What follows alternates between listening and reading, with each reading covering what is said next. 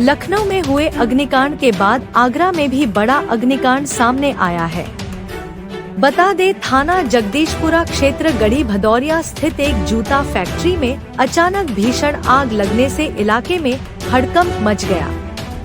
आग की सूचना मिलते ही पुलिस और अग्निशमन विभाग की टीमें मौके पर पहुंच गईं और आग पर काबू पाने के लिए राहत एवं बचाव कार्य शुरू कर दिया गया।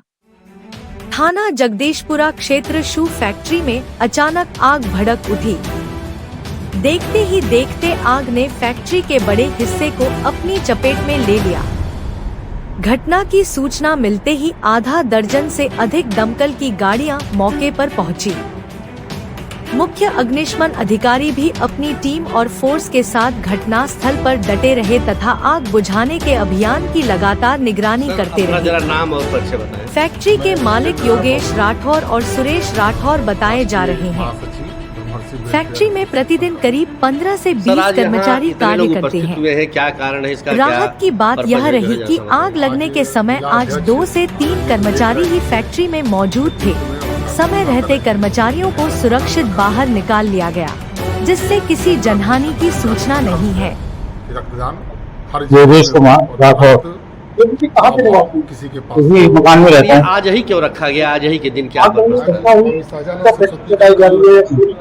जूता फैक्ट्री कैसे आग लगी? जूता फैक्ट्री है, आग कैसे लगी ये नहीं मालूम पड़ा। जब धुआं उठाए तब हमें महसूस हुआ कि आग लगी है। किसकी फैक्ट्री है? जूते की। कौन मालिक है? सुरेश राठौर। ये हर साल चलता है कि ये पहली बार? ये 4 साल हो गए। रेजिडेंशियल एरिया है ये, रेजिडेंशियल एरिया है ये, और आप लोग उसके अलावा अन्य परिवार यहाँ रहते हैं। किस तरीके से सर हम ये जानना चाहेंगे कि जो संगठन का निर्माण आप लोगों ने किया, ऐसा क्या? ये तो सर एक्चुअली यहाँ पे आसपास में बहुत फैक्ट्रियाँ ऐसी हैं संगठन जो रेजिडेंस एरिया में बनी है, जो हमारे बगल में भी है, वो भी एक फैक्ट्री है। तो सामने गली के अंदर भी 2 फैक्ट्रियाँ हैं जिसके बगल में रेजिडेंस है, वो बहुत टाइम से चली रही हैं। जब आप गाँव के अंतिम, मैं तो इधर ही था, अपने रेजिडेंस में था। और हम सवर्ण जाति से आते हैं,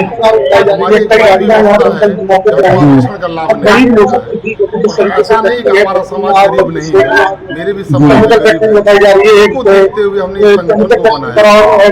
बनाने के पीछे का लक्ष्य था कि हम अंतिम कड़ी तक ब्लॉक प्रमुख हर गाँव के अंतिम कड़ी तक पहुँचेंगे और शिक्षा स्वास्थ्य ये तो एक ना क्या कहते हैं, अनहोनी हो गई जो हो गई। कितने जनपद में? अभी कोई जानबूझ के तो करता नहीं है, केवल उत्तर प्रदेश तो रीजन में नहीं मालूम है कैसे लग गई।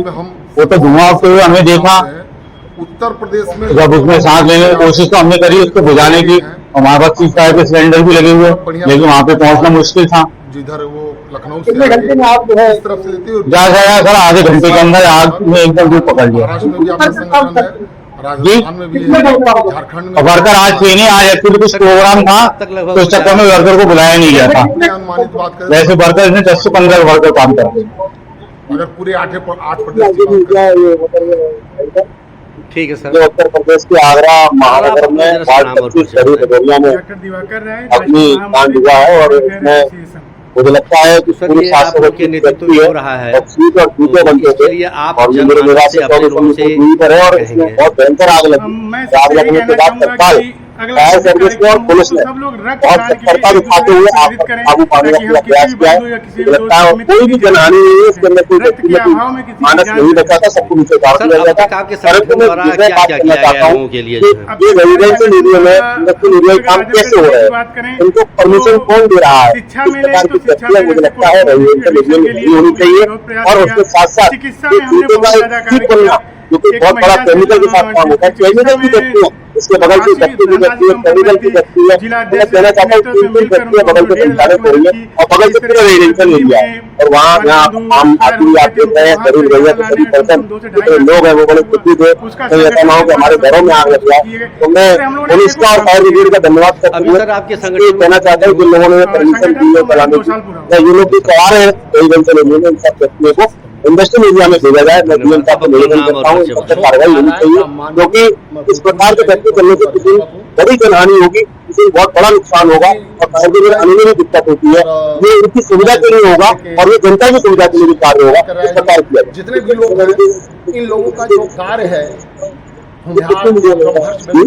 जैसे आग लगाने की के अंदर आग लगाने की सुविधाएं मेरी जानकारी नहीं, क्योंकि इतने टैंकर आगे तो कोई यंत्र यहाँ काम नहीं आया होगा, ना फायर की एनओसी है, ना फायर का कोई इंतजाम था इस फैक्ट्री के अंदर। और ऐसे कम से कम 20 फैक्ट्री इंजीनियरों में चल रही है जिनके पास फायर का कोई भी ऐसा कोई यंत्र नहीं जिससे कल को आग लग जाए तो आग बुझाई जाए।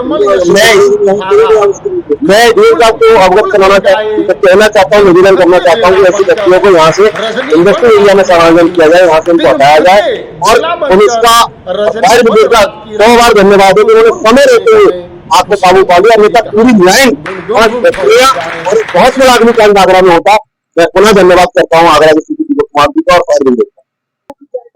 आज की सूचना मिलते ही 3 गाड़ी घटनास्थल पे प्रस्थान हुई और मौके पे पहुंच के देखा, मैं भी इधर एरिया में था, चेकिंग अभियान कर रहा था। तत्काल पहुंचा, सभी स्टेशन प्रभारी को पहुंचने के लिए निर्देशित किया गया और अपने यहाँ सभी गाड़ियां प्रस्थान कराने के लिए बताया गया। सभी प्रभारी यहाँ पे पहुंच गए, हम लोग पहुंच के 3 गाड़ियां मौके के साथ पहुंच गई।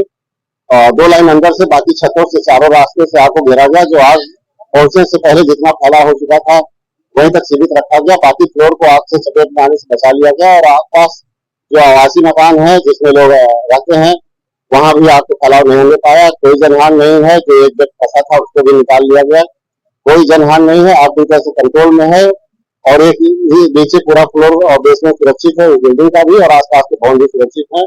आग को बहुत सीमित फैलाव करके घेर लिया गया और कोई जनहानि नहीं।